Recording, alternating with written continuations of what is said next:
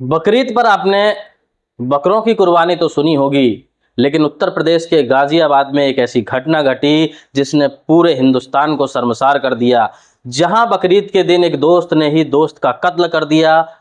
कत्ल क्यों किया, अब इस बात को जानेंगे पूरे विस्तार से। दोस्ती में दगाबाजी आखिरकार ले गई मौत तक। नमस्कार मित्रों, आप देख रहे हैं सालासन न्यूज और मैं हूं विनय प्रजापति। 17 वर्षीय सूर्या चौहान की मौत ने परिवार के साथ साथ पूरे देश को डरा कर और झकझोर कर रख दिया। लोगों में आक्रोश है, डर है और कहीं ना कहीं भरोसा भी खत्म है।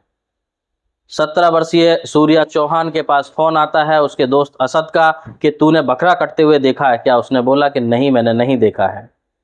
उसके बाद शायद वो दोनों साथ में जाते हैं और उसके बाद किसी बात को लेकर उसके बीच में कहासुनी होती है। लगभग बताया गया कि 6 से 7 मित्र मिलकर सूर्या चौहान को पकड़ते हैं। उसके हाथ पकड़े जाते हैं, कुछ लोग पैर पकड़ते हैं और उसके बाद जो मुख्य आरोपी असद है वो उसके पेट में चक्कू घुस देता है और पूरी आंतें बाहर निकाल देता है। हम इन बातों की जब चर्चा करते हैं तो कहीं ना कहीं हमारा भी दिल दहल जाता है कि आखिरकार कोई व्यक्ति या फिर कोई दोस्त अपने दोस्त के साथ इस घटिया हरकत को कैसे अंजाम दे सकता है। लेकिन उत्तर प्रदेश के गाजियाबाद में दोस्ती के साथ साथ मजहब को भी शर्मसार कर दिया गया और कहा जाता है कि ईद का पवित्र त्यौहार था। मोदी जी ने भी ईद की बहुत बहुत बधाई दी थी पूरे भारतवर्ष को, लेकिन वो ईद असद के दोस्त को उस वक्त भारी पड़ गया जब असद के दोस्त ने शायद असद की बात ना मानी हो या फिर बकरा ना काटा हो। ये एक जांच का विषय है और पुलिस इस पूरे जांच में अभी तक जुटी हुई है। और आपको बता दें कि असद का भी एनकाउंटर हो चुका है और असद भी अब इस दुनिया में नहीं है। पुलिस को जैसे ही इस बारे में जानकारी मिलती है, पुलिस मौके पर पहुंचती है, जांच पड़ताल में जुटती है और सूर्या चौहान को अस्पताल पहुंचाया जाता है, जहां पर डॉक्टर सूर्या चौहान को मृत घोषित कर देते हैं। आपको बता दें कि सूर्या चौहान की उम्र महज 17 वर्ष थी। 17 वर्षीय वो छात्र जो अपने परिवार के लिए जीवन जीने की कला थी, इस समाज के लिए एक भविष्य था, इस देश के लिए एक भविष्य था, लेकिन वो चिराग अब उस परिवार का बुझ चुका है। परिवार का रो रो कर बुरा हाल है, लेकिन पुलिस टीम ने भी अपनी कार्रवाई तुरंत की।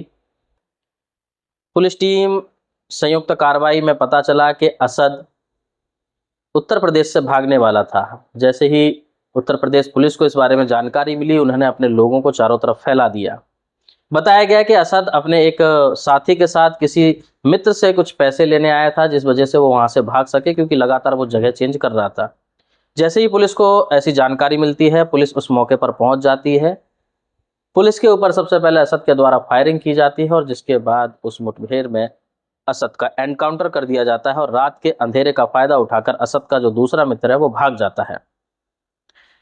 इस पूरे घटना में एक पुलिसकर्मी भी घायल हो जाता है, जिसके बाद उसको अस्पताल में भर्ती कराया जाता है। परिवार को कहीं ना कहीं शांति तो है कि जिसने उनके पुत्र की जान ली उसकी भी जान पुलिस ने ले ली, लेकिन बाकी लोगों की जांच अभी तक जारी है। लेकिन सवाल कहीं ना कहीं ये फिर से वहीं लेकर जाता है हिंदू मुस्लिम मुद्दे के ऊपर।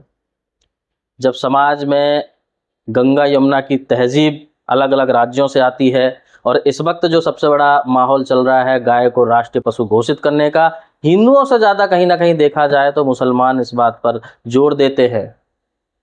लेकिन वहीं आज के समय के युवा वो आखिरकार इस तरीके की घटना को कैसे अंजाम दे देते हैं। फिर सवाल उठता है उसी शिक्षा के ऊपर, क्या शिक्षा उनको इस तरीके की दी जाती है। कोई व्यक्ति कहते हैं आज के समय में धरती का सबसे पवित्र जो रिश्ता है वो दोस्ती का माना जाता है, ऐसा लोग मानते हैं और कई लोग इस रिश्ते को निभाते भी हैं। कई ऐसे उदाहरण हैं जिन्हें देखकर लोग अचंभित हो जाते हैं कि दोस्त के लिए दोस्त इतना कर सकता है क्या। कहा जाता है कि दोस्ती का रिश्ता हम खुद से बनाते हैं, इसलिए सबसे बड़ा रिश्ता दोस्ती का माना जाता है। लेकिन उस दोस्ती के रिश्ते को भी असद ने शर्मसार कर दिया और असद के उन 5-6 दोस्तों ने जब सूर्या को पकड़कर चादुओं से गोद कर उसको छलनी कर दिया और वहीं तक वो लोग नहीं थमे, उसकी अतड़ियां तक बाहर निकाल ली गई। ये पूरा मामला तो जांच में है ही, लेकिन आप अपने ऐसे दोस्तों से सतर्क रहें, ऐसे गद्दारों से सतर्क रहें जो छोटी सी कहासुनी में आपको मौत के मुंह तक ढकेल सकते हैं।